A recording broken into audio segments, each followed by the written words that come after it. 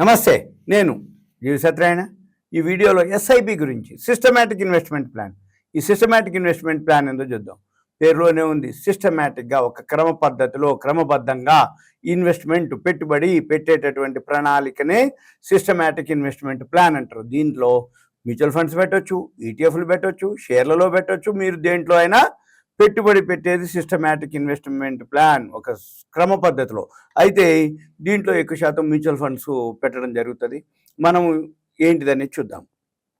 జనరల్గా ఇప్పుడు అంతా కూడా యూత్ అంటే ఎప్పుడైతే డిగ్రీ కానీ పీజీ కానీ బీటెక్ కానీ ఏదైతే అయిపోయిందో, క్యాంపస్ సెలక్షన్ అయిపోవడమో లేకపోతే జాబ్ రావటమో, రాగానే ఫస్ట్ చూసేది సేవింగ్స్. ఈ సేవింగ్స్లో ఏం చేస్తే బాగు, ఎక్కడ చేస్తే బాగు. పాత రోజులు ఏంటంటే చిట్ ఫండ్లను, చిట్టీలు అట్లా ఇవ్వటం జరిగేది. ఇప్పుడు లేవు అట్లా, అంటే ఉన్నాయి కానీ దానికంటే యూత్ అంతా కూడా షేర్ మార్కెట్ కానీ మ్యూచువల్ ఫండ్స్ కానీ ఎస్ఐపిలోకి టర్న్ అవటం జరిగింది. ఈ ఎస్ఐపిలో మనం ఏం చేయాలి, ఎలా చూడాలి, ఎట్లా చూడాలి అనేది చూద్దాం. అయితే దీంట్లో ఏంటిదంటే చిన్న మొత్తాల్లో కూడా పెట్టుబడి పెట్టుకోవచ్చు. ఈ చిన్న మొత్తాలు మినిమం 250 రూపీస్తో కూడా స్టార్ట్ చేసుకోవచ్చు. ఏది ఎస్ఐపి. అయితే దీనికంటే కూడా ఇంకా చిన్న మొత్తాలతో కూడా మనము స్టార్ట్ చేయొచ్చు ఎస్ఐపిని. అది ఎలా ఏంటిదనేది చూద్దాం. అయితే దీనివల్ల ఏమవుతుందంటే ఎవరైతే ఎస్ఐపిలో పెట్టుబడి పెడతారో దీర్ఘకాలం అయితేనే మీకు మంచి రిటర్న్స్ వస్తాయి. ఏదో కొన్నాళ్ళు పెట్టి ఆ టైంలోనే రావాలి అనేది ఎక్కువ రావన్నమాట. లాంగ్ రన్లోనే మీకు ఆ పెట్టుబడి మీద రిటర్న్స్ కనపడతాయి. అయితే ఈ సిప్ గురించి ఏదైతే ఉందో క్రమబద్ధంగా క్రమం తప్పకుండా పెట్టుబడి పెట్టాలి. అయితే మార్కెట్ పెరిగినా తగ్గినా మనం పెట్టుబడి పెడుతూ ఉండాలి. ఎందుకోసం అంటే మార్కెట్ పెట్టుబడి పెడుతూ ఉన్నప్పుడు మార్కెట్ పెరిగింది అనుకోండి, మన దగ్గర ఉన్నవి పెరుగుతాయి. మనం కొనుక్కునేది కొంచెం ఎక్కువే ఉండొచ్చు, కానీ మన దగ్గర ఉన్నవి పెరిగినాయి కదా. సపోజ్ మార్కెట్ తగ్గింది అయినా కానీ పెట్టాలి. ఎందుకు? మనం కొనుక్కునే తక్కువలో దొరుకుతుంది కదా. ఇదే అనమాట. కాకపోతే ఏంటంటే క్రమంగా పెడుతూ ఉంటే ఓవరాల్గా యావరేజ్ అయింది, లాంగ్ రన్లో మనకి రిటర్న్స్ ఎక్కువ వస్తాయి అన్నమాట. అయితే దీంట్లో ఏం చేయాలి? మనం సరైన మొత్తం, రెండోది దీర్ఘకాలిక లక్ష్యం ఉండాలి, తర్వాత మంచి ఫండ్స్లో పెట్టుబడి పెట్టాలి. అయితే ఇవన్నీ గుర్తుంచుకొని మనం ఏం చేయాలి? ఈ సిప్పు పెట్టుబడులు పెడితే లాభదాయకంగా ఉంటాయన్నమాట. అయితే ఈ సిప్పు ఏదైతే ఉందో ఎలా పనిచేస్తుందంటే కాంపౌండింగ్ ఎఫెక్ట్ అనమాట. అంటే సిఏజిఆర్ అంటాం, కాంపౌండెడ్ యాన్యువల్ గ్రోత్ రేట్. పాత రోజుల్లో ధర్మ వడ్డీ, బార్ వడ్డీ, చక్ర వడ్డీలు అంటాం కదా. అంటే రూపాయి వడ్డీ వేస్తే మళ్ళీ వచ్చే సంవత్సరానికి 100 రూపాయలు 112, 112 మీద మళ్ళీ వడ్డీ, మళ్ళీ సపోజ్ 15%, 115 మీద వడ్డీ. అంటే ఇట్లా కుములేటివ్ అయితే ఉంటుంది. దాన్ని ధర్మ వడ్డీ, బార్ వడ్డీ, చక్ర వడ్డీ అని అంటారు. దాన్ని సిఏజిఆర్, కాంపౌండెడ్ యాన్యువల్ అనమాట. అయితే దానివల్ల ఏమవుతుందంటే దీర్ఘకాలంలో మనకి రిటర్న్స్ బాగా వస్తాయి. అయితే మనం కనుక ఈజీనే సిప్ చేయటం, కానీ మనం కొంతమంది తప్పులు చేయడం జరుగుతుంది. దాంతో ఏంటంటే మనకు లాస్ రావటం అవకాశాలు ఎక్కువ ఉంటాయి.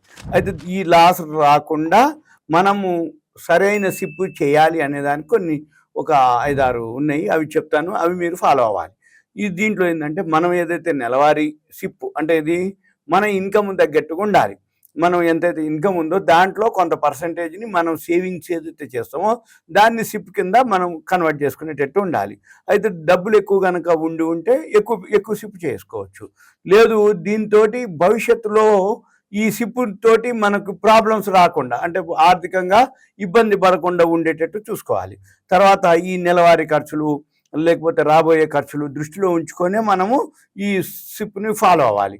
తర్వాత మనం సులభంగా కట్టగలిగేటటువంటి మొత్తాన్ని ఎంచుకోవాలి. ఉదాహరణకి సపోజ్ ఏదైతే లోన్ కట్టాలనుకున్నాం అనుకోండి, దానికి తగ్గట్టుగానే ఎస్ఐపి మొత్తాలు చేసుకోవటం అనేది ఒకటి ఉత్తమం అంటారు. తర్వాత ఇంకోటి ఏంది, మనం ఏదైతే ఉందో ఎడిషనల్ అమౌంట్ సేవింగ్స్ ఎంతైతే ఉండగలుగుతాయో అంతమందాన్ని సేవింగ్స్తో పాటుగా సేవింగ్స్ కొంత క్యాష్ రూపంలో ఉంచుకోవాలి ఎప్పుడు.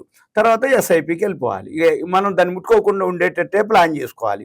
అది ఇక మర్చిపోయేటట్టుగా ప్లాన్ చేసుకోవాలి. మర్చిపోవడం అంటే మర్చిపోవడం కాదు, ఇక దాని పక్కకు అనమాట. దాన్ని ఏదో అత్యవసరం అయితే తప్ప దాన్ని వాడకూడదు అనేది ఉంచుకోవాలి. అయితే మళ్ళీ మెయిన్ ఏంటి, దీర్ఘకాలికంగానే ఆలోచించాలి. ఏదైతే ఈక్విటీ, ఏవైతే మ్యూచువల్ ఫండ్లు ఉన్నాయో ఎక్కువ రోజులు ఉంటే తప్ప దాని మీద రావన్నమాట. అందుకని మళ్ళీ ఒకవేళ మార్కెట్ పరిస్థితులు బాగలేకపోయినా దీర్ఘకాలిక పెట్టుబడుల ద్వారా స్థిరమైనటువంటి రాబడి రావటం జరుగుతుంది. అయితే తక్కువ కాలానికి ఎస్ఐపిలు అంతగా పెద్దగా రిటర్న్స్ రావన్నమాట. ఇక తర్వాత మూడో విషయానికి వస్తే మన ఆర్థిక లక్ష్యాలను కూడా అనుసంధానం చేసుకోవాలి. ప్రతి సిప్ తోటి మనం ఒక నిర్దిష్టమైనటువంటి ఒక గోల్ ఉండాలి, ఆర్థిక లక్ష్యం ఉండాలి మనకి. ఎలా? సపోజ్ మనం ఏజ్ని బట్టి రిటైర్మెంటా, లేకపోతే పిల్లలు చిన్న పిల్లలు, లేకపోతే ఇంకా అప్పటికి పిల్లలు లేరనుకోండి, పిల్లలు పుడితే పిల్లల ఎడ్యుకేషన్ అనుకోండి, పిల్లలు పుట్టి ఉండి స్కూల్కి పోతుంటే వాళ్ళ మ్యారేజ్ పర్పస్ అనుకోండి, లేదు లాంగ్ రన్లో ఒక ఇల్లు కానీ ఏదైనా కొనాలనుకున్నాం ఎసెట్ కానీ, ఇలాంటివి ఏవైతే ఉండాలన్నట్టు మనం. అంటే ఏంది మన గోలు?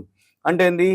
మ్యారేజ్ అయిపోయిన తర్వాత పిల్లల ఎడ్యుకేషను, ఇల్లు, రిటైర్మెంటు, లేదు రిటైర్మెంట్ అయిపోయినాక ఒక పెద్ద మొత్తం మంత్లీ ఇన్కమ్ మాదిరి ఉండేటట్టుగా ఇవన్నీ తీసుకొని దానికి తగ్గటువంటి సరైనటువంటి సిప్ను మనం ఎంచుకోవాలి.